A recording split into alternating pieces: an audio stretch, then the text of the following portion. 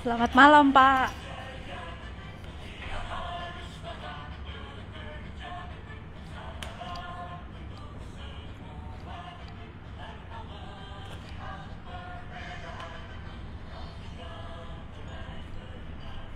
Assalamualaikum warahmatullahi wabarakatuh. Salam sejahtera bagi kita semua. Om Swastiastu, Namo Buddhaya, salam kebajikan. Selamat malam semuanya sahabat Kenari. Senang banget kita bisa ketemu lagi di malam hari ini di acara yang udah kita tunggu-tunggu, yang biasa kita ketemu di hari Jumat malam di weekend. Untuk malam hari ini kita akan masuk ke episode yang ke-29 dan saya dengan Marlin, Store Manager Kebon Jeruk, senang sekali bisa mendapatkan kesempatan untuk berbincang di acara Bincang Kenari malam hari ini. Tema kita malam hari ini cukup unik. Kita akan bicara tentang berhidroponik mendukung program ketahanan pangan di masa pandemi. Nah, sejak kalau kita bicara pandemi, mungkin banyak dari kita yang aktivitasnya dilakukan semuanya di rumah. Bekerja dari rumah, kemudian sekolah juga dari rumah, dan karena seringnya kita di rumah, akhirnya nih banyak aktivitas, banyak hobi-hobi baru nih yang bermunculan.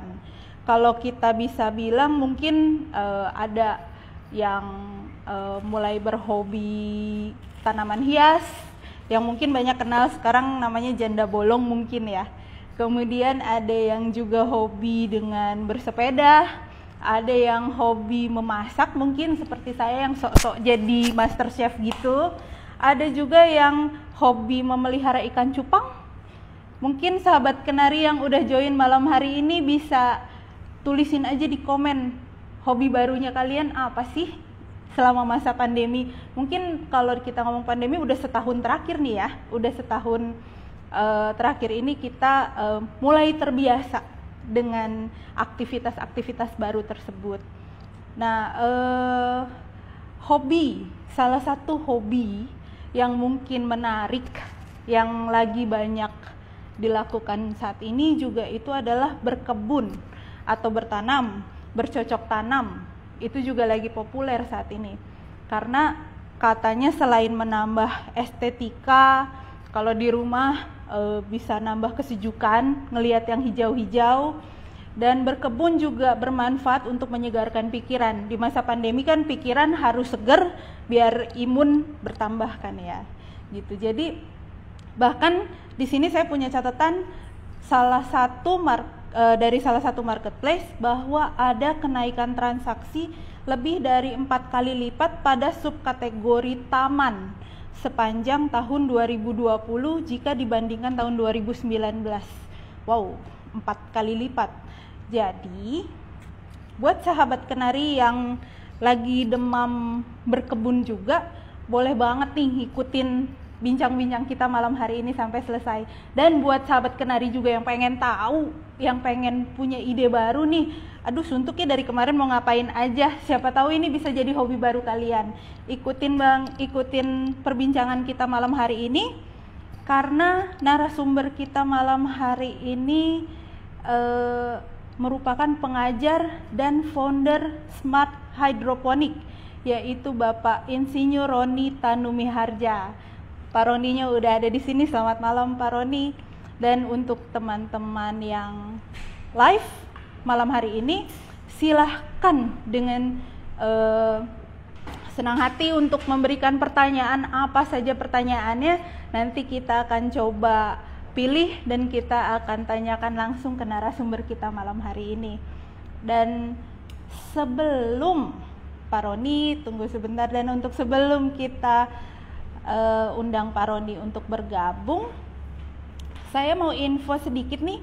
Kalau Kenari Jaya lagi ada promo April Awesome, dimana kita memberikan diskon sampai dengan 40% ke produk-produk pilihan, antara lain Italian handle set dan aksesoris pintu lainnya.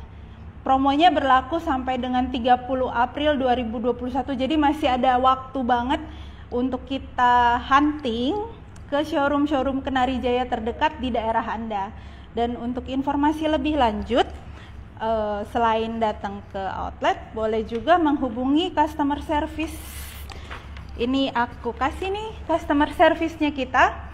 Silahkan di WhatsApp, dan abis itu ditanyakan saja promonya ada apa aja, seperti apa, alamat outlet terdekat, atau apapun yang mau kalian tanyakan, silahkan hubungi ke nomor WhatsApp yang tertera.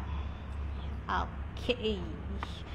Nah, si Marlene ngomongnya lama banget ini kayaknya ya. Mungkin udah pada nggak sabar. Sekarang saya mau undang langsung Pak Roni Tanumi Harja untuk bergabung dengan ini. Mana nih Pak Roninya? Pak Roni. Yes. Selamat malam Pak Roni. Senang bertemu dengan Bapak malam hari ini walaupun kita lewat layar ya Pak ya. Nah, sama-sama. Terima kasih juga sudah mengundang saya bincang-bincang keren hari ini ya. Selamat malam juga sudah hadir ya. Silakan lanjut Mbak. Iya, sehat Bapak. Sehat, semoga semua yang ada di IG Live yang join ini, kita semuanya dalam keadaan sehat ya Pak ya. Amin. Pak, ini menarik sekali nih tema kita malam hari ini, kan kita mau bicara mengenai hidroponik ya Pak ya. Kalau kita bicara mengenai hidroponik, saya tadi sempat melihat kalau katanya Bapak ini pelopor hidroponik di Indonesia nih Pak, katanya begitu. Boleh diceritain nggak Pak, sejak kapan Bapak mulai bercocok tanam, mulai menggeluti hidroponik ini? Ya, terima kasih untuk kesempatannya sekali lagi. Cuma ini harus diluruskan, jangan sebut pelopor lah. Nah, tidak saya sebagai pelopor ya, sebut saja sebagai penggiat ya. Penggiat ya Pak ya. Ya, sudah hampir sekitar 10 tahun yang lalu. Tapi saya praktis menekuni secara serius sekitar 6 tahun terakhir, gitu ya. Arsitek masih, saya sendiri background arsitek, jadi masih bekerja sebagai arsitek, cuma di sela-sela kesibukan saya sebagai desainer dan juga sebagai kontraktor bangunan, rumah tinggal khususnya, juga memanfaatkan apa yang saya sebut sebagai edible landscape ya. Jadi hidroponik ini bisa menjadi salah satu pendukung dari kegiatan saya sebagai arsitek untuk memberikan service atau pelayanan kepada klien-klien saya dalam membangun rumahnya, gitu ya. Jadi sebenarnya ilmu dengan ilmu hidroponik itu tidak bertentangan sama sekali, tapi bahkan justru saling mendukung ya Pak. Betul. Saya kira gitu Mbak. Berarti udah cukup lama juga ya Pak ya. Ini karena awalnya karena hobi juga kah Pak bercocok tanam? Atau... Iya, saya dari kecil tanaman, suka alam ya istilahnya, senang di ruang luar. Lalu setelah saya kuliah juga salah satu mata kuliah di arsitektur itu ada yang namanya landscape ya, tata ruang luar. Jadi bukan hanya interior dan bangunannya saja, tentang tamannya. Nah, dalam perkembangannya setelah saya pernah satu saat mengikuti sebuah presentasi hidroponik, saya menganggap dan berpikir bahwa hidroponik itu bisa menjadi salah satu pilihan dalam kita menata halaman rumah, ya, dalam hal ini desain luar ya. Nah, 5 tahun terakhir saya kampanyekan apa yang saya sebut sebagai edible landscape ya. Kalau nanti tadi Anda sudah menyebutkan di masa pandemi ini banyak sekali orang yang mulai menggeluti hobi bercocok tanam ya. Umumnya adalah tanaman hias. Nah, tapi saya mau memberi nilai tambah dalam saya bincang-bincang kali ini adalah bahwa yang kita tanam di taman kita tidak harus hanya tanaman hias, tapi bisa juga tanaman yang bisa dikonsumsi yang sebenarnya dalam prakteknya kalau ada tambahan desainnya itu bisa menjadi punya nilai estetika yang sama baiknya, sama cakepnya, sama cantiknya dengan tanaman hias. Tanaman hias. Nah, bayangkan udah cantik, bagus tamannya, tapi juga itu bisa menjadi sumber pangan kita, kira-kira begitu. Iya betul Pak. Saya lihat feed di Instagramnya Bapak tuh tanamannya seger-seger gitu ya Pak. Warnanya juga menarik gitu kalau buat ada di halaman rumah gitu ya Pak. Nah, ya. Enggak, iya. Nah Pak, kalau tadi Bapak bilang itu buat landscape di halaman rumah gitu Pak. Sebenarnya kalau untuk kita berhidroponik ini, luas lahan yang diperlukan kurang lebih seperti berapa banyak gitu Pak? Karena kan nggak semuanya punya space halaman ya di rumahnya. Betul sekali. Kalau dari ukuran Mm-mm. luas, tidak memberi batasan apapun, apapun, ya bahkan boleh dibilang pasar itu secara apa quote unquote ya, Anda tidak punya halaman, harusnya dengan sedikit kreativitas tetap bisa berkebun, bisa bercocok tanam secara hidroponik. Bagaimana contohnya? Halaman nggak ada ya di perkotaan, dan seperti Jakarta, luas ini, wah itu seperti dongeng untuk sebagian kalangan ya, boro-boro berpikir tentang alam. Tetapi hidroponik dengan metode yang begitu praktisnya tidak harus terletak di atas permukaan tanah. Nah, ini jadi satu key-nya ya, kuncinya bahwa dia bisa berada di atap bangunan. Ya, misalnya halaman tidak ada, tapi Anda punya ruang jemur. Ruang jemur itu bisa disulap jadi kebun loh. Nah, iya ya Pak ya. Nah, satu hal lagi, halaman tidak ada, tapi Anda punya pagar. Pagarnya bisa dibuat menjadi hidroponik. Nah, jadi desainnya nanti, ya bisa. Jadi pagar itu tadinya biasanya bambu, besi, atau apapun gitu ya. Nah, nanti kita bisa ganti dengan pipa yang di dalamnya kita bisa menanam secara hidroponik. Mudah-mudahan nanti kalau diizinkan, walaupun ini jadi tidak mungkin men-share file, tapi saya bisa balik kamera saya nanti untuk menunjukkan barangkali ya ada gambar-gambar di saya yang nanti saya bisa tampilkan ya nanti ke depannya ya, silakan dilanjutkan. Iya, iya. Jadi ilmu baru nih Pak, pengetahuan kalau memang kita nggak hanya di tanah, berarti kalau misalnya bercocok tanam di tanah sama di hidroponik sendiri bedanya apa sih Pak? Lebih ininya manfaatnya apa, Pak? Definisi dasar dari hidroponik sederhananya adalah bercocok tanam tanpa menggunakan tanah. Jadi soil, jadi hidroponik itu adalah definisi yang saya coba buat adalah itu adalah kegiatan budidaya tanaman tanpa tanah yang menggunakan air sebagai unsur utama. Ulangi, budidaya air ya Pak? Tanpa tanah yang menggunakan air sebagai media utamanya. Jadi kita bermain dengan air, gitu. Oh, berarti media utamanya adalah air. Ya, betul. Begitu. Kalau untuk tadi kan Bapak sempat cerita tuh itu kan bisa di kayak dak rumah mungkin ya Pak ya, di dak atau mungkin yang punya balkon, mungkin berarti bisa di balkon juga kali ya Pak ditaruhnya ya. Tapi itu medianya apa ya Pak? Medianya untuk bercocok tanamnya itu apa ya Pak? Tadi saya sudah sempat sebutkan media utamanya adalah air. Jadi kalau akar tanaman biasanya kan ada di dalam tanah. Nah, kalau hidroponik karena tidak, tanahnya diganti dengan air. Nah, airnya itu juga barangan, bukan sekedar air, tapi ada nutrisi atau makanan bagi tanaman dalam bentuk cair juga. Jadi airnya itu sudah mengandung atau nutrisi bagi tanaman. Nah, jadi tinggal sekarang karena menampung air itu dalam wadah tertentu, bisa dalam bentuk pipa perahu, bisa dalam bentuk guli, bisa dalam bentuk ember, baskom, dan lain-lain sebagainya. Oh iya, saya sering lihat tuh Pak yang kebetulan waktu itu pernah mengunjungi rumah temen juga, dia punya model kayak bak apa ya kita bilang kayak baskom kotak gitu ya Pak. Betul. Gitu. Itu termasuk itu ya Pak? Ya, termasuk media juga ya? Ya, modelnya, bentuknya, ukurannya, bahan yang dipakai macam-macam. Tergantung dengan di masing-masing kondisi dari setiap melakukannya. Oh, nah kalau untuk yang paling mudah nih Pak, gitu. Karena mungkin banyak teman-teman yang join malam hari ini kan mungkin belum familiar nih Pak dengan teknik-teknik atau dengan metode-metodenya hidroponik nih.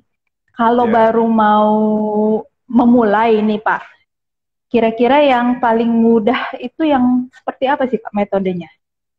Ya, jadi saya sebenarnya mau sekali menerangkan ini secara detail dan secara visual ya. Cuma ini kan platform yang kita pakai Instagram, jadi nggak mungkin share file gitu ya. Saya hanya memberikan dengan kata-kata. Contohnya begini, Maui yang sederhana sekali, yang murah meriah, bahkan dengan mengeluarkan hanya sedikit uang, kita bisa pakai barang bekas. Contohnya apa? Ya, Anda mungkin pernah dengar yang namanya box styrofoam bekas anggur impor.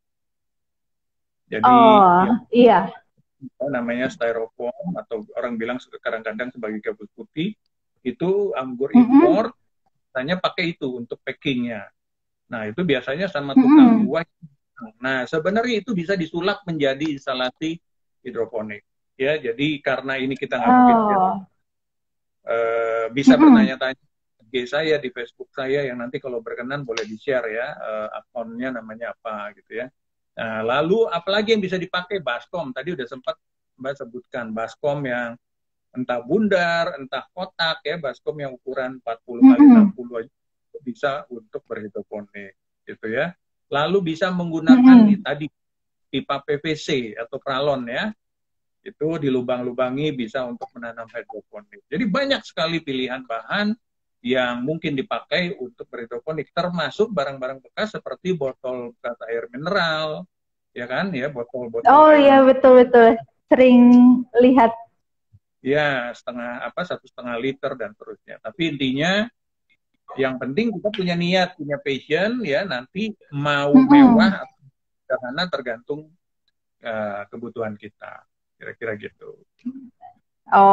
Oke, berarti untuk jenis tanamannya sendiri, Pak, kan saya lihat tuh ada sayur mayur, ada buah-buahan juga gitu ya, Pak ya. Nah, itu yang lebih, kalau kita bilang, maksudnya untuk awal nih, kalau kita mau memulai itu, lebih baik ke sayur mayur atau ke buah-buahan, Pak? Ya, sebenarnya apa yang mau ditanam itu hubungannya ada dua hal. Satu, ya, di tempat masing-masing itu memungkinkannya ditanam apa, itu satu hal. Kedua, lah butuhnya makanan apa. Jadi kalau Anda penggemar sayur, ya tanamlah sayur, karena itulah yang akan menjadi pilihan Anda semua gitu ya, untuk bisa ditanam dan bisa dikonsumsi secara langsung dari halaman rumah sendiri. Tapi kalau sukanya buah, ya bisa ditanam apa yang buah yang Anda suka. Nah, cuma ada batasan ketiga adalah bahwa bagaimanapun setiap jenis tanaman itu punya kebutuhan iklimnya dan lingkungannya. Sebagai contoh, apakah Jakarta gitu yang panas, nanam sayur-sayuran bisa? Bisa. Sayur apa saja? Hampir semua. Nah, tapi ada beberapa sayuran yang perlu temperatur dingin. Nah, tapi sebagian besar seperti bayam, kangkung, sawi, selada, itu ditanam di Jakarta bisa dan hasilnya cukup bagus. Gitu. Nah, buah-buahan bisa apa? Terong bisa, kacang panjang bisa, kemudian melon pun bisa ditanam di Jakarta dengan metode hidroponik. Nah, jadi pemilihan apa yang ditanam ya bisa tergantung kondisi masing-masing. Terserah ya, kalau Anda memang penggemar sayur, khususnya selada, Anda suka makan salad, ya tanamlah selada aneka yang sebanyak mungkin, karena itulah yang akan menjadi konsumsi Anda, kan gitu. Ya. Oh, nah kalau untuk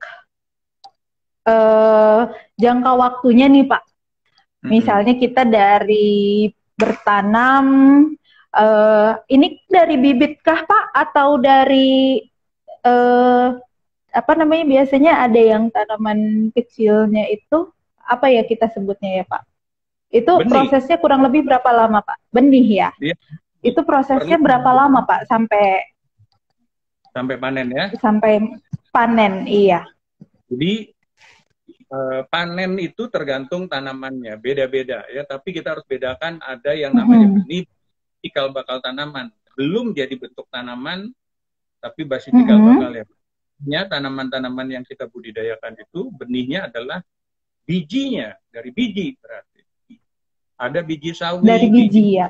Biji pakcoy, biji caisim dan terusnya. Jadi itu yang disebut benih. Belum jadi tanaman tapi akan menjadi. Nah, kalau sudah ditanam, kemudian sudah menjadi tanaman usia kecil, itu yang namanya bibit.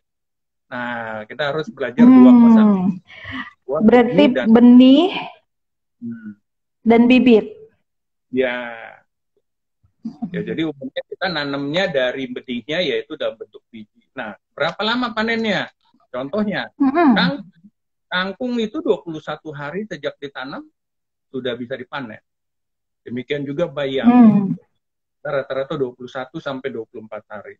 Lalu bagaimana dengan sawi-sawian seperti pakcoy, caisim, itu kira-kira 28 hari sampai 35 hari. Ya. Nah, selada 35 hari sampai 42 hari. Jadi beda-beda ya, tapi umumnya ini adalah tanaman-tanaman usia pendek yang usianya antara 21 hari sampai sekitar 45 hari.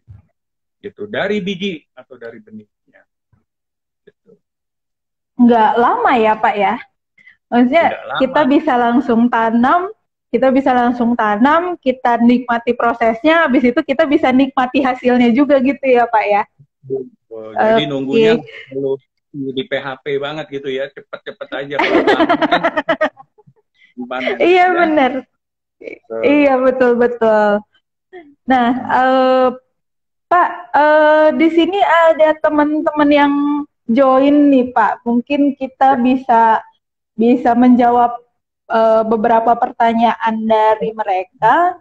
Di sini ada selamat malam buat ini dari Etrinran Farms. Pak Roni, gimana caranya untuk kebun yang kurang intensitas, simat kurang? Iya, simat. Ya, saya jawab langsung. Iya, silahkan Bapak. Simat itu singkatan dari sinar matahari. Jadi pertanyaan ini adalah dari orang sudah pernah mencoba. Nah, sinar matahari itu penting untuk bisa menanam dengan baik. Nah, pentingnya sinar matahari ini harus dibedakan juga. Satu, intensitasnya berarti itu adalah brightness-nya. Lalu kedua adalah durasi. Jadi ada dua hal pendekatannya. Ya, kalau intensitas itu berarti terang gelapnya sinar matahari. Tanaman takut dengan matahari yang terik sekalipun. Ya, itu perlu.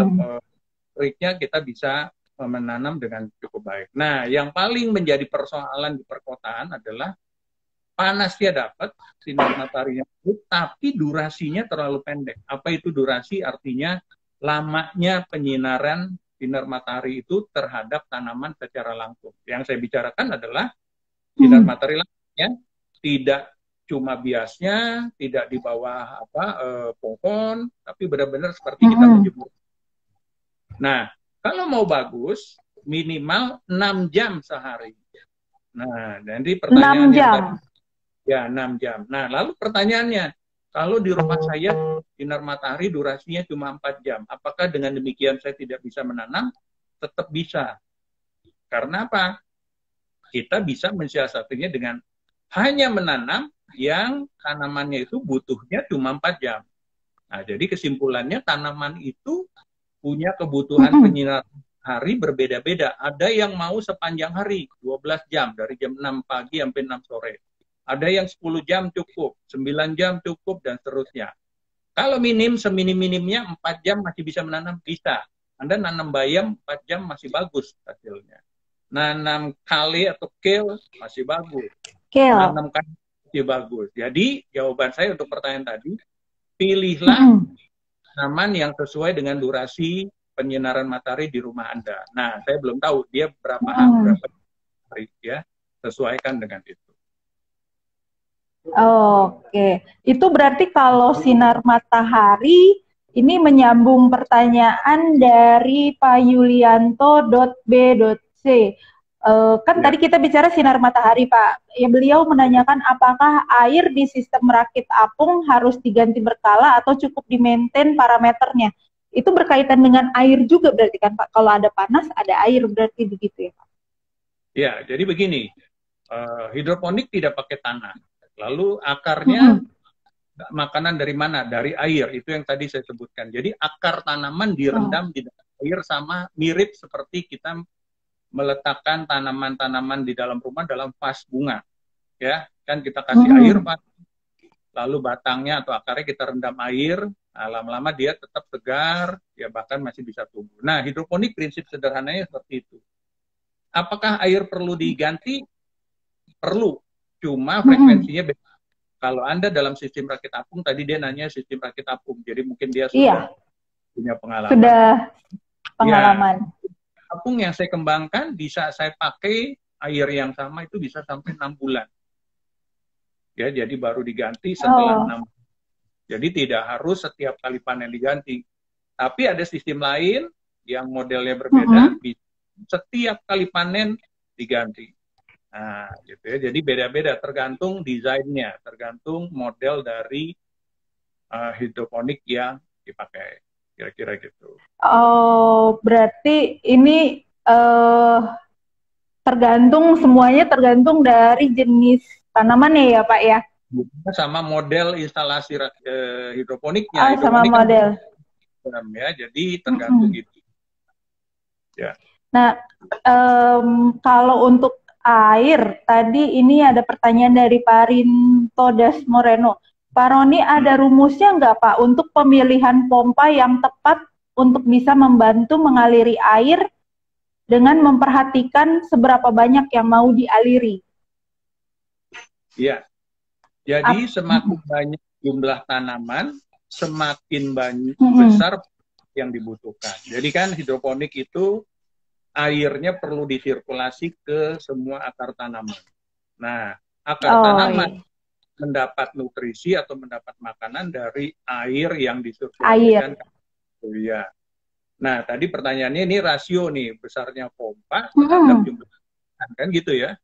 Nah, saya lebih pendekatannya itu pada rumus sederhana bahwa semakin banyak tanaman yang Anda tanam, jumlah air yang disirkulasi semakin banyak. Nah, saya satu tanaman itu minimal mendapatkan 500 ml, setengah liter air. Jadi contohnya, Anda nanam 100 tanaman, ya, Anda menanam 100 tanaman. Berapa liter air yang harus disirkulasikan? Ya 100 dikali setengah liter, minimal 50 liter, minimal, gitu ya. Jadi, pompa yang akan dipakai ya harus menyesuaikan dengan itu. Pompa yang mampu mensirkulasi air minimal 50 liter per jam. Nah, itu nanti 50 liter per jam. Nah, ini kita asumsikan dengan air yang tanaman jumlahnya 100 pohon. Jadi, besar kecilnya pompa tergantung dua hal.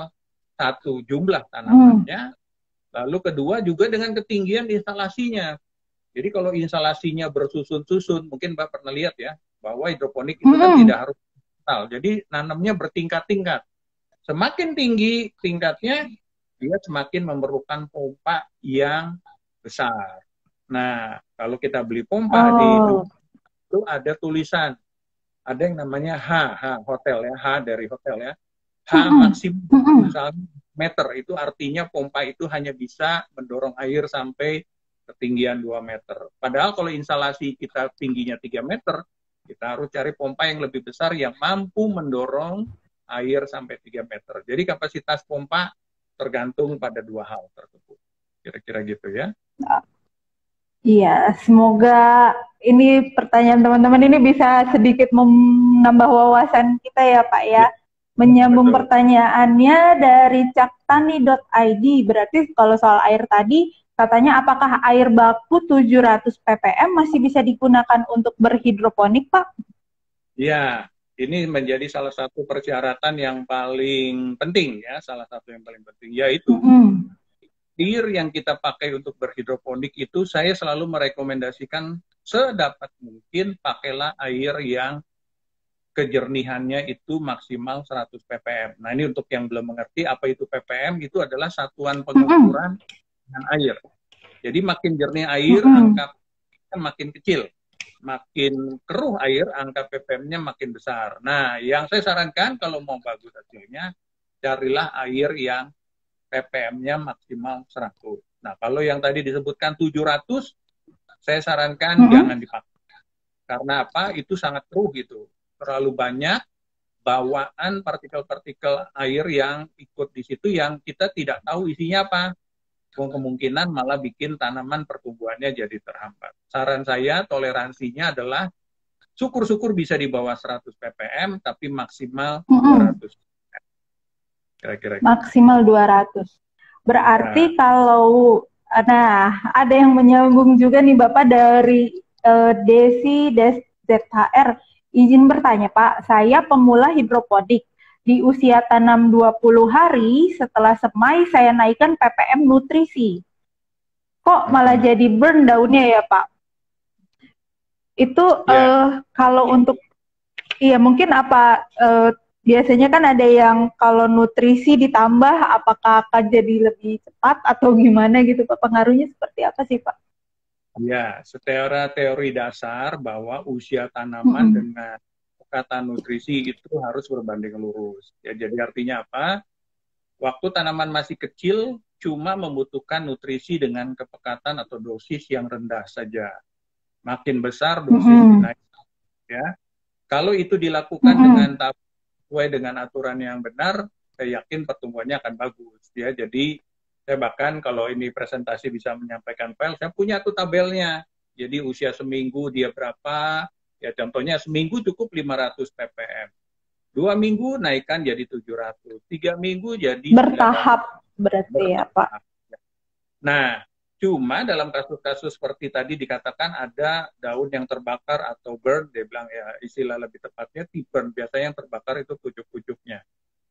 Itu orang langsung khususnya untuk para pelaku hidroponik ya, khusus yang masih pemula, seringkali langsung menyimpulkan, wah daunnya kebakar gara-gara kelebihan nutrisi. Padahal belum tentu. Ya, kebakar itu penyebabnya banyak sekali. Salah satunya sinar matahari yang ekstrim panas, ya bisa membuat daun juga terbakar. Nah, jadi perlu diselidiki kondisi tanaman seperti apa dan satuan-satuan pengukuran seperti apa, jangan terburu-buru menyimpulkan bahwa terbakar itu gara-gara nutrisinya terlalu. Dalam prakteknya, saya sudah mempraktekkan apa yang saya sebutkan sebagai nutrisi universal untuk semua usia tanaman. Ya, dalam postingan di Facebook, di Instagram, bisa dilihat bahwa saya sudah sangat sering, sekitar 4 tahun terakhir, dalam satu bak, usia tanaman berbeda-beda dari yang 1 hari atau 1 minggu sampai yang sudah panen, saya berikan nutrisi dengan dosis yang sama. Apakah yang kecil menjadi terbakar? Sama sekali tidak. Ya, jadi terbakarnya daun itu jangan buru-buru disimpulkan sebagai overdosis nutrisi. Ya, sebagian besar yang terjadi bukan karena itu, tapi lebih kepada faktor luar dari sinar matahari, kelembaban, dan lain sebagainya. Gitu. Berarti banyak faktor yang mempengaruhi ya Pak ya? Banyak ya, faktor yang mempengaruhi. Tentang dosis nutrisi ya, kira-kira gitu. Iya, berarti kalau ini pertanyaannya dari Zaman Dasvi, berarti kalau dari semai sampai panen ppm nutrisi sama apakah baik Pak? Maksudnya nutrisinya tetap sama gitu baik nggak Pak? Nah, jadi kalau Anda benar sebagai pemula dimanapun, biasanya pengajarnya akan memberikan acuan dan saran bahwa masih kecil dosisnya rendah dulu. Ya, kalau sudah agak besar ya dinaikkan dan seterusnya. Tapi pada prakteknya apakah harus seperti itu? Ya, berdasarkan pengalaman saya beberapa tahun terakhir itu tidak harus. Dan bahkan dalam kunjungan saya beberapa kali ke Jepang, di Jepang itu sudah terbiasa memperlakukan nutrisi maksimal, misalnya selada, maksimalnya 840 ppm. Ya, yang kecil dapat 40, yang sudah dipanen juga dapat 840. Apakah yang kecil jadi bermasalah keracunan? sama sekali tidak. Ya, jadi Oh. lihat aja dengan saya, ya khususnya kalau nggak salah minggu lalu saya pernah posting satu instalasi ada tanaman yang usianya baru 1 minggu digabung dengan yang sudah mau panen, semuanya baik-baik saja. Gitu. Oh, berarti semuanya harus dilihat dari sesuai dengan kebutuhannya ya Pak ya? Waktunya sesuai. Ya, abilitasnya tanaman itu cukup baik, jadi Anda tidak harus kaku dengan usia tanaman segini, nutrisinya dosisnya segini, ya kita berikan lebih banyak dari itu, ya baik-baik saja ternyata. Gitu. Pertanyaan, ada satu pertanyaan nih Pak, mau tanya, kalau hidroponik itu ada hama nggak Pak? Ya, hidroponik itu cuma metode bercocok tanam, ya cuma cara menanam. Kalau cara pakai tanah, kalau hidroponik tidak pakai tanah. Risiko untuk kena hama 100% sama persis dengan kalau kita menanam secara konvensional. Cuma bedanya, nah ini cuma bedanya. Setiap pelaku hidroponik, cara mengendalikannya berarti Pak? Iya, nah, komitmen pribadinya. Jadi kebanyakan petani hidroponik itu sudah sama-sama sepakat, walaupun ini bukan ketentuan yang baku, tapi sama-sama sepakat kalau kita nanam hidroponik, tanggung sekalian aja kita berkomitmen untuk tidak pakai pestisida kimia. Nah, jadi hamanya itu dengan cara yang lain, yang lebih bijak dan lebih sehat. Karena dengan hasil panen yang lebih sehat, otomatis kita bisa punya nilai saing, daya jual yang lebih baik dibandingkan dengan sayur yang konvensional. Nah, bagaimana cara mengendalikan? Iya, kan ya. Hama itu bisa dikendalikan ke pendekatan. Satu, dengan dihalangi aksesnya. Ya, dengan cara dihalangi aksesnya. Itu ya, kebanyakan pertanian yang mau menanam secara sehat, tidak memakai pestisida, biasanya menggunakan apa yang disebut greenhouse. Ya, greenhouse itu adalah bangunan yang untuk tanaman, atapnya tidak kena hujan, tidak tembus hama, dindingnya dikasih jaring yang namanya insect net atau insect screen. Nah, pengendalian hamanya tidak disemprot pakai pestisida kimia dan sebagainya, tapi tanamannya dilindungi. Serangga tidak bisa masuk karena dihalangi aksesnya dengan menggunakan jaring. Itu pendekatan mempertahankan tanaman tetap bagus dengan cara menghalangi akses predator atau hamanya. Cara kedua, dengan cara mengalihkan. Hama itu bisa istilahnya dialihkan. Ya, jadi tadinya hama itu misalnya, ada serangga yang mau memakan tanaman sayur kita. Tapi gara-gara kita di sekeliling kebun kita menanam tanaman bunga-bunga yang warnanya cerah-cerah, yang istilahnya nanti kalau mau browsing, namanya tanaman refugia. Refugia itu adalah jenis tanaman. Refugia ya, R-E-F-U ya, refu. Gianya G-I-A. Ya, jadi itu kelompok tanaman yang biasanya punya bunga dan warnanya cerah-cerah. Itu sangat perhatian serangga. Jadi itu ibaratnya pelindung bagi tanaman kita. Kita nanam sayur di tengah, di pinggir-pinggir ditanam bunga-bunga refugia. Otomatis nanti serangga akan lebih tertarik untuk datang ke bunga daripada mengganggu sayur kita. Nah, itu pendekatan hama, penanggulangan hama dengan cara mengalihkan perhatian. Itu, ya. Nah, berarti yang pertama dihalangi, kedua dialihkan perhatiannya ya Pak. Nah, lalu yang ketiga masih boleh lanjut nggak nih? Yang ketiga adalah dengan boleh banget.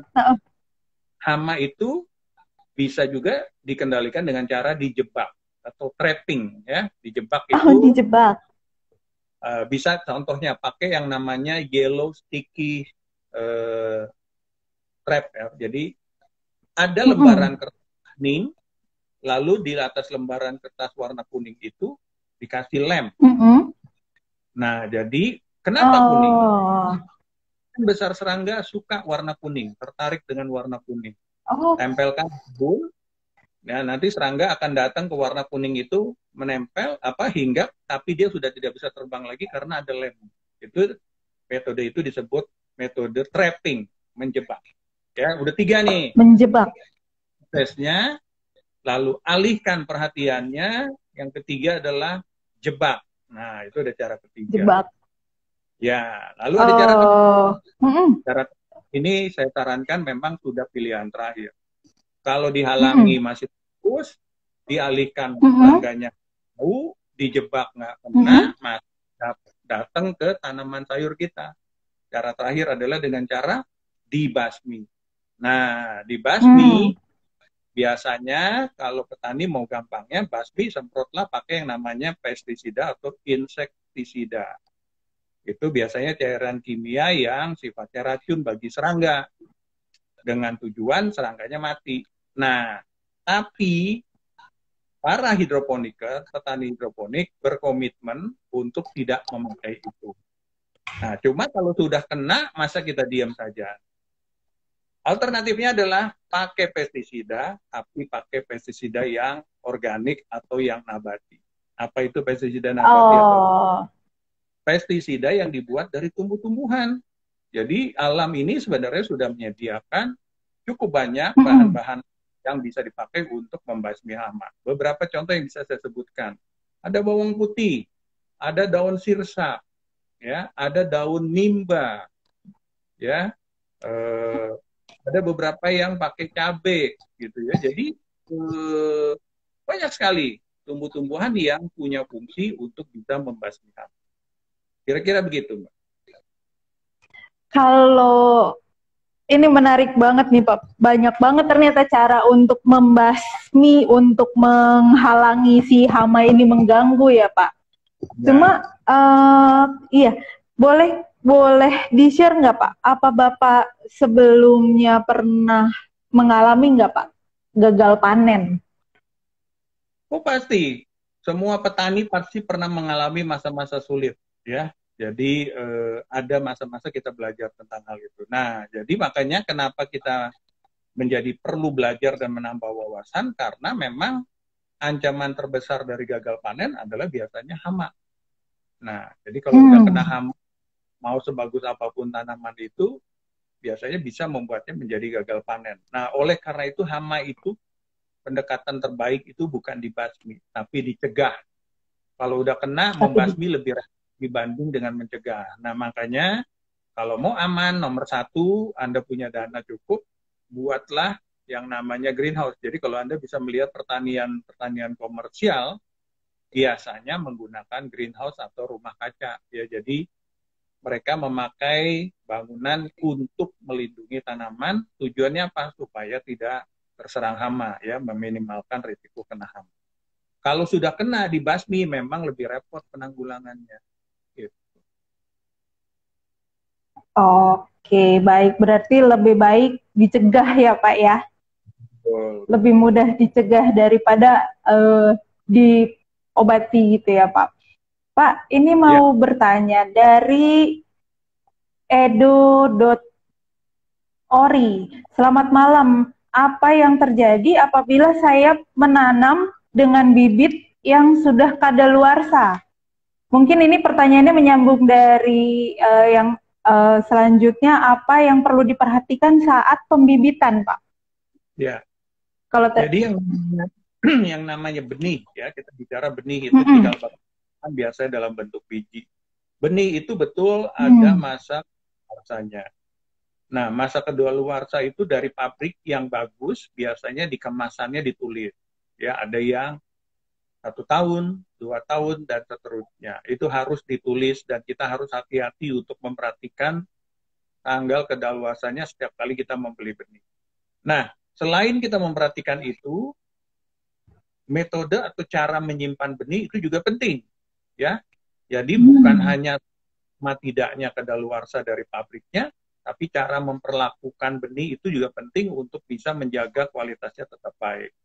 Nah, jadi masa kedaluarsa itu kalau terlewati biasanya, nah ini sekali lagi biasanya, pertumbuhan benihnya akan semakin kurang. Jadi kalau misalnya dari 100 yang kita tanam, dia bisa tumbuh 80%. Kalau sudah lewat masa tanggal kedaluarsanya, biasanya menurun, jadi 60, jadi 50, dan terusnya. Tetapi, nah, ada tetapinya. Kalau Anda simpan dengan baik, ya, itu bisa tetap subur, tetap baik.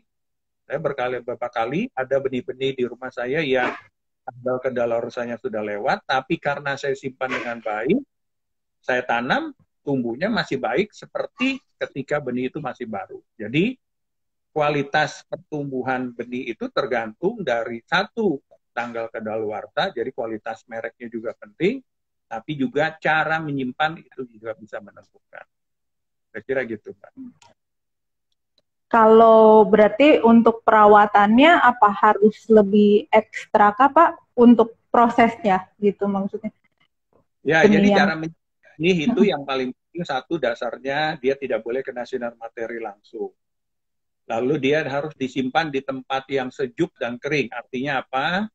Sejuk, ya jangan terlalu jangan kena sinar matahari, lalu kering, nggak boleh lembab, ya, karena kalau kelembaban itu benih itu bisa seperti terpacu untuk tumbuh, tapi kelembaban itu tanggung, jadi benihnya itu nanti jadi seperti setengah tumbuh, akhirnya malah jadi rusak. Nah, jadi tempat yang baik adalah sejuk dan kering. Beberapa benih bahkan bagus disimpan di dalam box kedap udara seperti Tupperware, ya, lalu disimpan di lemari. Ya, lemari es, tapi bukan di freezer ya, tapi di chillernya di bagian bawah. Nah, saya berapa kali nyimpan benih dengan cara itu, walaupun tanggal kedaluarsanya sudah lewat, tapi masih tetap tumbuh dengan baik. Kira-kira gitu. Oke, mungkin itu menjawab juga pertanyaan dari Kebun Pahlawan 10 tadi. Berarti untuk menyimpan benih dengan baik, boleh dicoba ya Pak ya, untuk menyimpan di tempat yang sejuk berarti ya Pak. Betul. Oke. Kemudian ini banyak banget nih Pak pertanyaannya pada antusias semua nih Pak dengan obrolan kita malam ini. Dari Parinto Desmoreno Paroni, saya mau coba sistem hidroponik dengan sistem NFT. Cuma takut kalau mati listrik, mati tanaman kalau nggak dikombinasi dengan DFT. Apakah bisa? Iya, itu pertanyaan yang sangat bagus. Ya, kenapa di Indonesia dikenal yang namanya sistem DFT? Saya jelaskan sedikit. NFT singkatan dari Detection Film Teknik. Jadi akar tanaman dialiri dengan air dengan tipis sekali.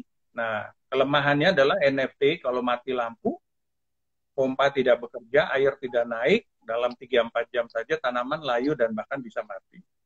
Nah, Indonesia mati lampu itu sering. Kalau di luar negeri mati lampu tidak terlalu sering dan biasanya cuma sebentar. Nah, dengan kondisi fakta seperti itu, muncullah ide untuk membuat inovasi dari NFT. Jadi DFT itu sebenarnya di luar negeri nyaris tidak dikenal. Itu umumnya orang menggunakan NFT. Jadi DFT di Indonesia itu kreativitas orang-orang Indonesia. Apa itu DFT? Deep Flow Technique. Jadi alirannya kalau di NFT tipis, DFT alirannya tebal. Kira-kira bisa 1 cm. Kenapa alirannya bisa tebal? Karena air itu seperti dibendung di ujung pipanya. Jadi kalau di NFT mengalir dari hulunya, lewat ke akar tanaman sampai ke hilir, lalu jatuh lagi ke baknya. Nah, ketika listrik mati, kering. Nah, kalau DFT, ketika listrik mati, ada sisa air kira-kira setengah senti sampai 1 cm. Yang kalau mati lampu itu berfungsi sebagai cadangan air. Jadi tanaman walaupun mati 3 jam, 4 jam, masih ada airnya, ya masih segar. Kira-kira begitu. Nah, saran saya di Indonesia, kalau menggunakan NFT, ya NFT sebenarnya juga bagus, cuma kelemahannya itu, kalau mati lampu, tanaman bisa ikut mati. Caranya adalah, Anda harus punya backup power, dalam hal ini bisa aja dalam bentuk genset. Supaya kalau mati lampu, listriknya digantikan oleh generator, gitu, atau genset. Gitu ya. Atau kalau Anda tidak punya daya untuk membeli genset sebagai investasi karena harganya lumayan, jangan main NFT, mainlah DFT yang kalau mati lampu airnya masih ada sisanya di pipa-pipanya. Kira-kira gitu, Mbak. Oke, baik. Tadi Bapak sempat singgung tentang greenhouse ya Pak ya, tentang greenhouse. Ini ada pertanyaan Pak dari fadil.i.in, kalau greenhouse, atap bambu atau baja ringan atau besi lebih efektif yang mana Pak? Ya, ini mungkin merujuknya bukan atap ya, tapi rangkanya ya. Jadi Orang. konstruksi rangka. Ya, Anda boleh memilih pakai besi, besi yang dilas, boleh memakai baja ringan, ya, boleh memakai kayu, boleh memakai bambu atau bahan apapun yang bisa ditemukan. Ya, masing-masing punya kelebihan kekurangan. Satu, besi lebih tahan lama, tapi lebih mahal, gitu ya. Baja ringan cukup lama, tidak selama besi, tapi harga sedikit lebih ringan dari besi yang dilas. Pakai bambu lebih murah jauh dari besi dan baja ringan. Tetapi catatannya bambu, apalagi kalau tidak diawetkan dengan benar, usia pakainya cuma 2 sampai 3 tahun. Nah, kayu juga begitu, karena kayu bisa kena rayap, bambu bisa kena hama bubuk yang menggerogoti dari dalam bambu. Jadi, bahan apapun yang Anda pilih, semuanya punya konsekuensi dan kelebihan serta kekurangan. Anda punya uang lebih, pakailah bahan yang lebih tahan lama. Anda cash flow-nya terganggu atau tidak cukup banyak, ya, pakailah bambu. Ya, 2 tahun, 3 tahun lumayan, punya kelebihan keuntungan, investasi lagi, bikin bambu yang baru, dan seterusnya. Jadi semua pilihan ada konsekuensi. Ada konsekuensinya, tergantung dari budget juga berarti ya Pak ya. Menyambung tentang greenhouse, tadi ada sahabat bincang kenari malam hari ini yang bertanya kondisi suhu greenhouse yang baik itu seperti apa sih Pak? Ya, sebagian besar tanaman sayur itu suhu yang dia butuhkan biasanya itu suhu pegunungan, ya, apa yang disebut dengan highland, dataran tinggi. Jadi kenapa sentra-sentra sayur itu misalnya kalau di Jakarta banyak bisa di Puncak, di Lembang, di Pengalengan, kalau di Jawa Timur bisa di daerah-daerah Batu, Malang dan sebagainya, atau di Cangar ya dan sebagainya. Kalau di Jawa Tengah itu bisa di daerah Bandungan ya dan terusnya. Kalau di Sulawesi bisa di Tomohon dan sebagainya. Jadi umumnya mereka suka dengan suhu yang dingin. Dinginnya berapa? Ya, jadi kalau siang hari paling di bawah 30, 26 derajat, 28 atau 24. Malam hari bisa di bawah 20, bisa 16, 14, 12. Itu habitat aslinya. Nah, kalau ditanam di dataran rendah, apakah masih bisa tumbuh? Bisa. Cukup baik, cukup baik. Apakah bisa sama yang ditanam dengan di dataran tinggi? Tidak sama. Jadi bagaimanapun ada perbedaan. Nah, di dalam greenhouse, kalau greenhouse-nya itu berada di dataran tinggi, ya relatif suhu di dalam greenhouse mirip dengan suhu di luar greenhouse. Sama-sama dingin. Tapi kalau greenhouse dipakai di dataran rendah yang panas, wah di dalam greenhouse itu bisa seperti oven, seperti sauna. Nah, tanaman itu kalau kena suhu ya, jadi di dalam greenhouse, kalau di dataran rendah seperti Jakarta itu, suhu di dalamnya bisa sampai 40 derajat lebih, Mbak. 41, 42 derajat. Itu buat tanaman itu seperti neraka, itu kasihan. Nah, harus ada upaya tambahan yang kita lakukan supaya suhunya tidak sepanas itu. Nah, beberapa pendekatannya adalah bisa memasang exhaust. Jadi udara panas dikeluarkan. Lalu juga bisa memasang pengkabutan atau buatan, ya, pengkabutan buatan atau misting system. Jadi dibikin kabut butiran air yang sangat halus, ada instalasinya, bikin kaut untuk menurunkan suhu udara. Lalu juga bisa pakai yang ketiga, pakai yang namanya cooling pad. Apa itu cooling pad? Itu seperti tirai air, ya, tirai air yang dihembus oleh angin dari belakangnya. Jadi hembusan anginnya mengandung butiran-butiran air dan biasanya suhunya dingin, cukup untuk menurunkan suhu di dalam greenhouse agar tidak terlalu panas. Ya, jadi kesimpulannya, kalau Anda menggunakan greenhouse di dataran rendah, perlu upaya tambahan agar udara di dalamnya tidak terlalu panas dan menyiksa tanah. Kira-kira gitu.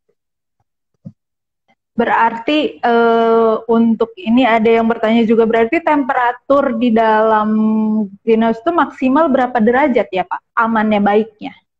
Ya, antara ideal dengan toleransi ya. Jadi ideal tuh bagusnya di bawah 30 derajat. Tapi toleransi biasanya saya kalau di Jakarta, di dataran rendah yang panas itu sampai 32, 34 itu masih cukup bisa membuat tanaman tetap tumbuh dengan cukup baik, gitu ya. Jadi itu bedanya antara ideal dengan kondisi selumayan-lumayannya lah, kata gitu. Kalau mau ideal ya jaga jangan sampai lebih dari 30.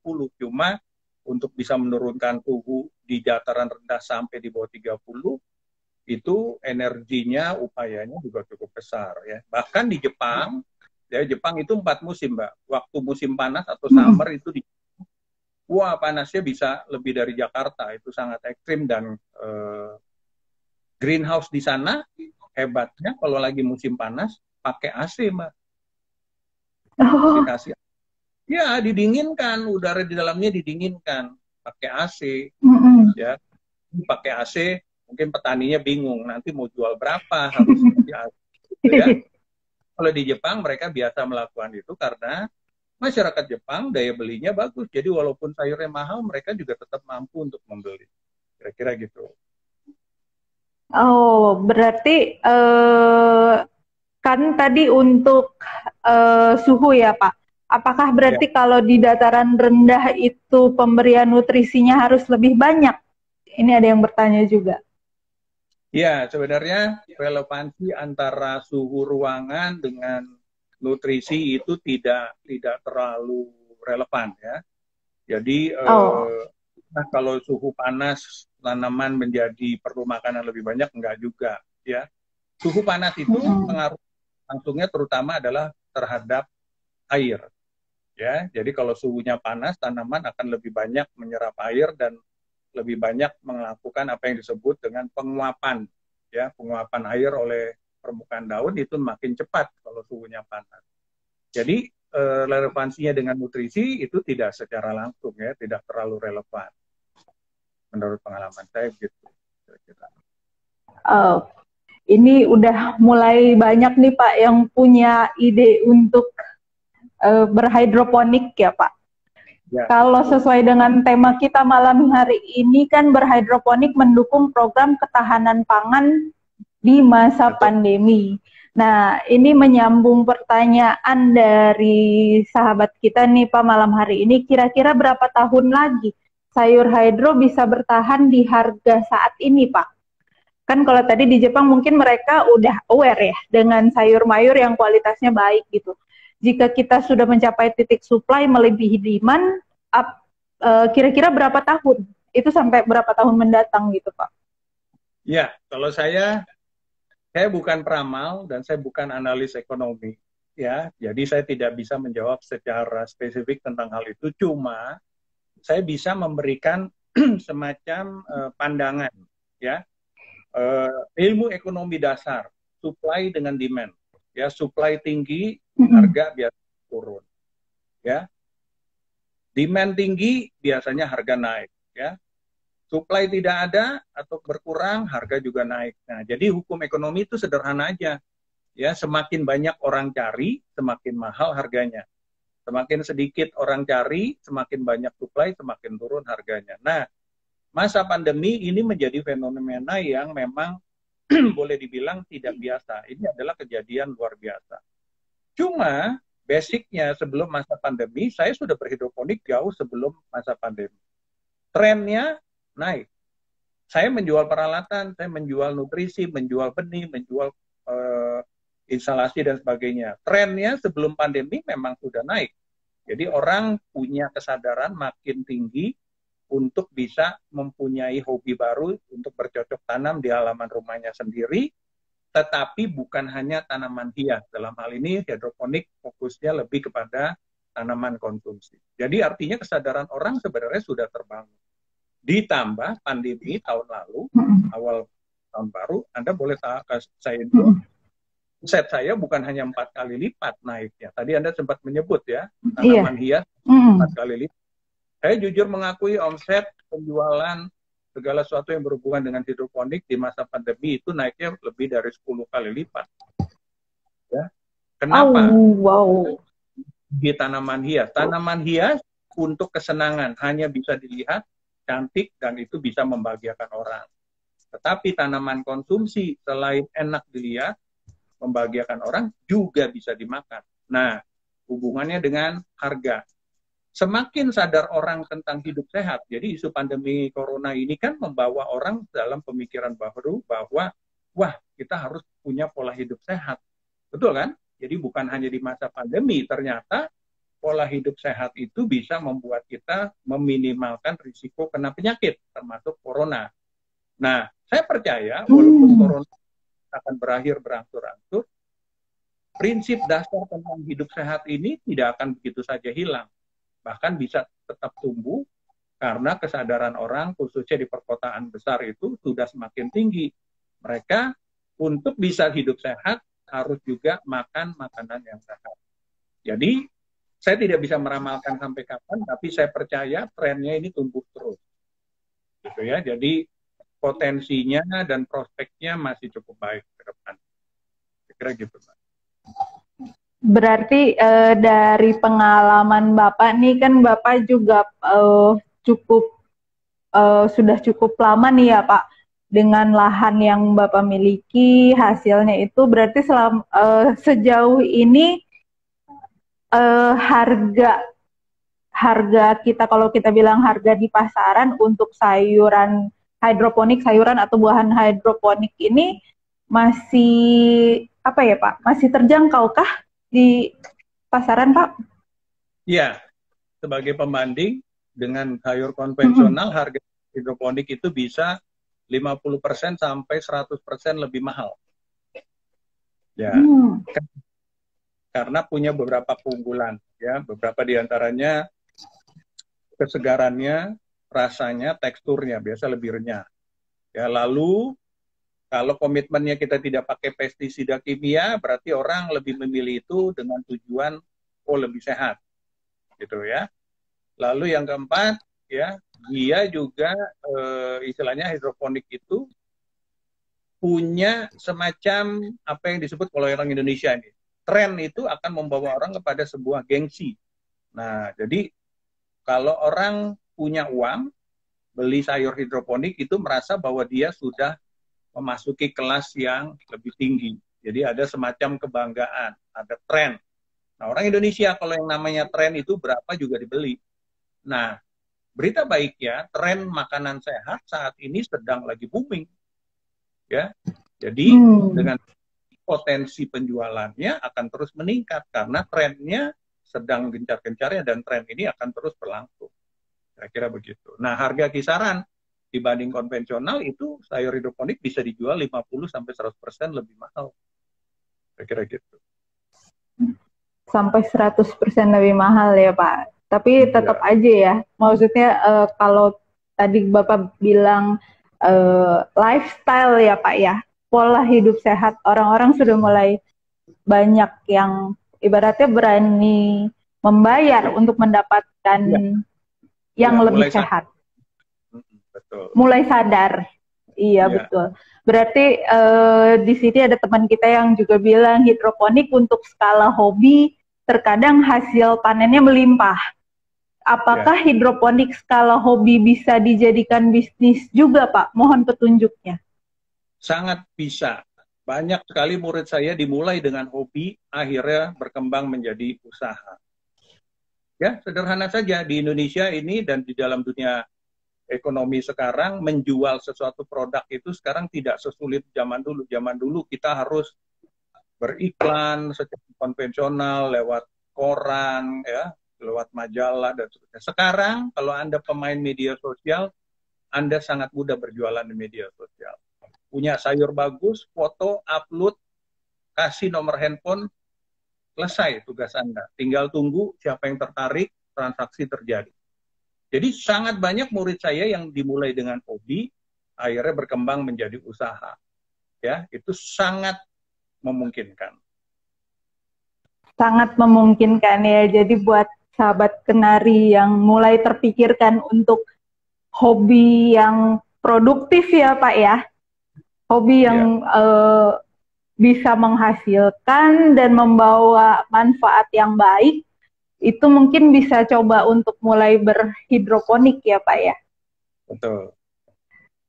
Nah, faktor-faktor apa saja sih Pak yang perlu diperhatikan nih merangkum yang tadi itu faktor apa saja yang perlu diperhatikan agar budidaya dengan metode hidroponik ini bisa berhasil? Kalau tadi kan ada cuaca, iklim ya Pak ya, kemudian air, apakah ada lagi Pak? Ya, 4 hal dasar yang dibutuhkan tanaman. Ya, jadi dia perlu sinar matahari. Betul ya, tadi saya sudah sebutkan sinar matahari yang dimaksud adalah sinar matahari langsung, bukan hanya biasnya, bukan hanya pantulannya. Ya, jadi seperti menjemur pakaian itu sinar matahari langsung yang saran saya kalau mau bagus, universal menanam apa saja bagus, minimal 6 jam sehari. Gitu ya. Lalu dia perlu air. Nah, airnya juga harus yang kualitasnya bagus. Tadi kita sudah sempat bahas, air yang bagus itu saran saya kejernihannya itu di bawah 100 ppm, maksimal 100 ppm. Ya.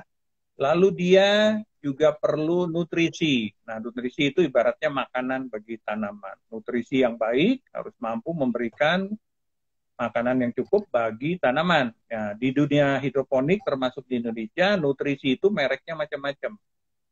Ada pula bahkan jenis merek yang beredar di marketplace maupun di pasar offline. Ya, Anda mau memilih merek apa? Terserah berdasarkan keyakinan Anda. Cuma bekal saya, saran saya, pilihlah nutrisi yang sudah terbukti baik.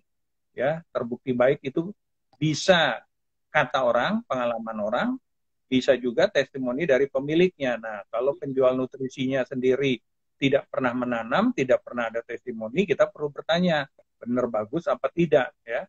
Jadi kalau penjualnya atau produsennya juga menanam dan hasilnya bagus, kita patut percaya. Atau paling tidak mendapat testimoni dari orang yang pernah mencoba. Jadi bagus tidaknya nutrisi tergantung merek dan tergantung Anda pernah mencoba apa enggak ya, baru tahu setelah itu. Gitu ya. Nah, lalu tanaman itu juga perlu oksigen di dalam akar. Makanya sistem yang baik, tanaman itu airnya dalam hidroponik itu harus mengandung oksigen yang cukup. Ya. Dia juga perlu CO2, tapi berita bagusnya CO2 sudah ada dengan sendirinya di udara bebas. Gitu ya.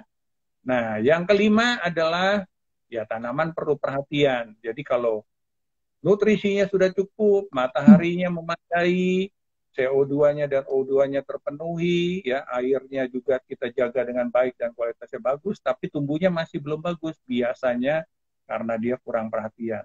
Ya, jadi faktor kelima itu lebih kepada passion dari setiap orang yang menanam. Kalau cuma ikut-ikutan, lebih baik jangan. Tapi kalau Anda punya passion yang kuat untuk menanam, ya boleh Anda lakukan. Dan ingat, menanam itu berhasil tidaknya tidak tergantung tangan Anda panas atau dingin. Jadi mitos tentang tangan panas, tangan dingin, itu harus kita buang jauh-jauh. Ya, ada yang mengaku bilang, murid-murid saya, Pak, tangan saya panas, nanam apa aja nggak jadi. Saya bilang, ikuti aja caranya, Anda akan berhasil. Terbukti yang tadinya merasa tangannya panas bisa menanam dengan baik. Jadi mitos itu. Ya, kira-kira begitu. Berarti step by step-nya itu diikutin aja ya Pak, sesuai dengan aturan, sesuai dengan kebutuhan dari masing-masing tanaman itu ya Pak. Betul.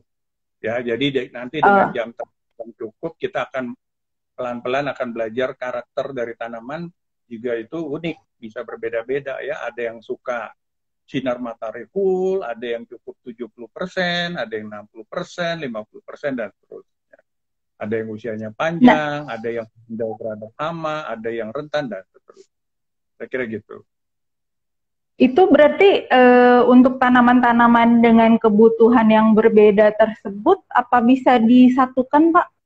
Maksudnya dalam satu lahan atau di dalam greenhouse misalnya? Satu instalasi ya lebih tepatnya.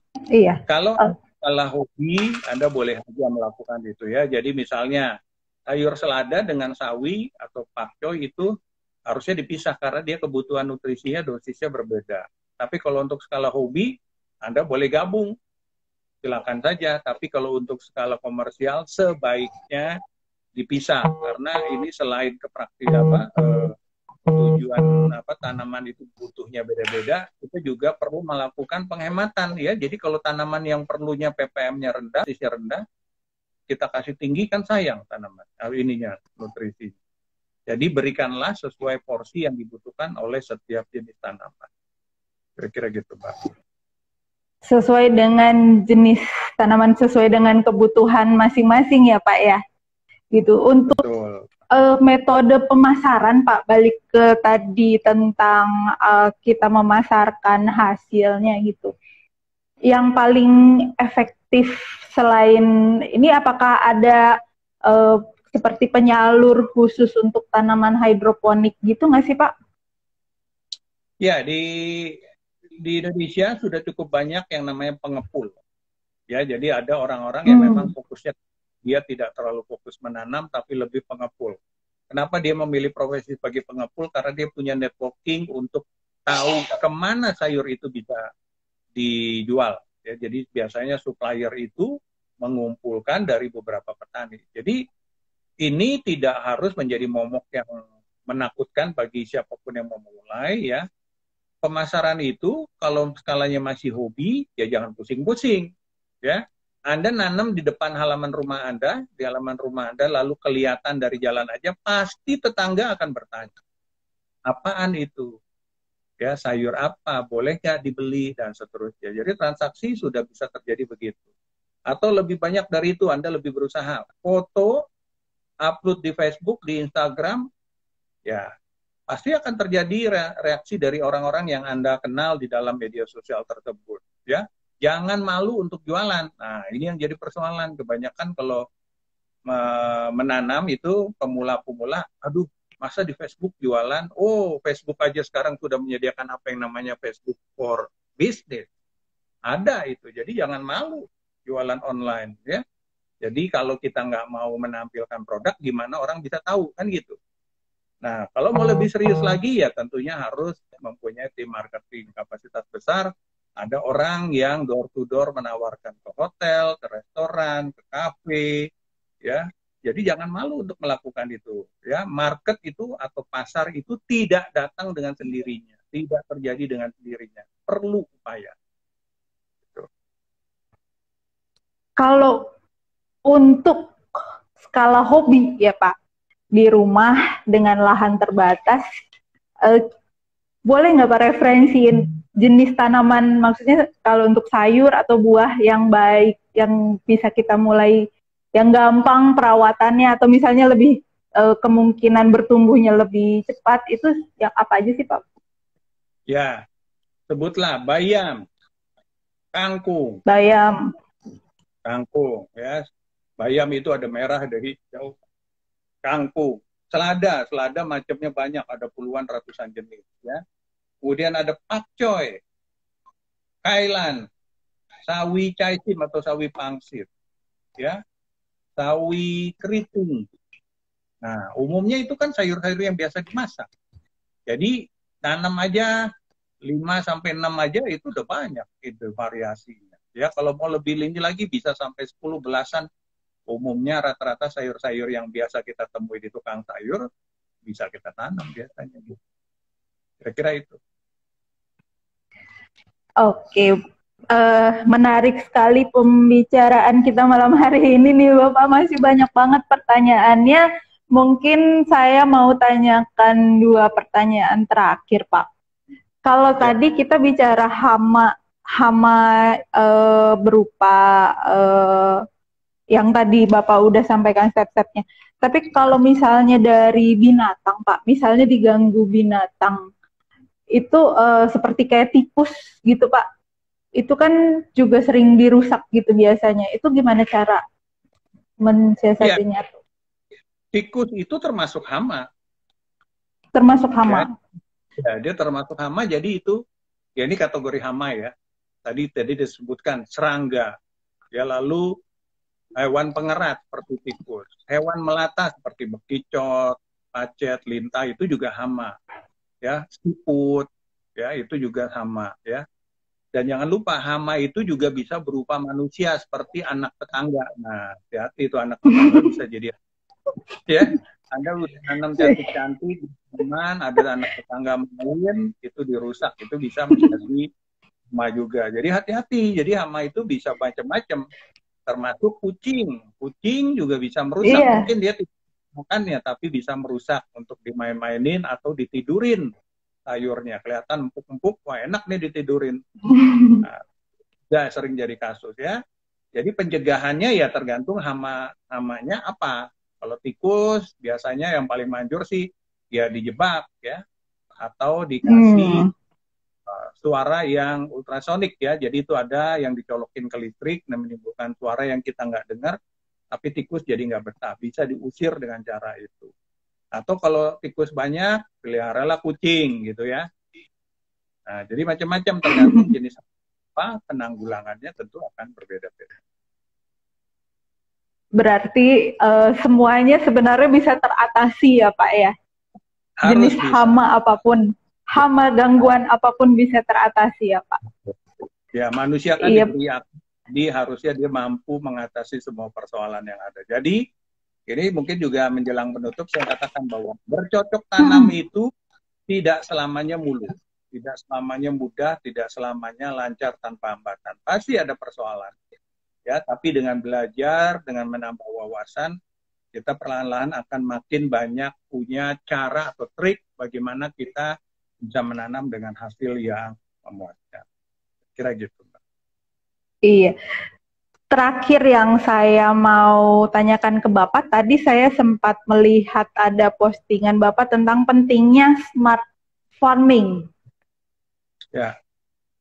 Ya, mungkin ini boleh dijelasin Pak sebagai menyimpulkan pembicaraan kita malam hari ini Pak. Smart farming yang seperti apa yang bisa kita terapkan?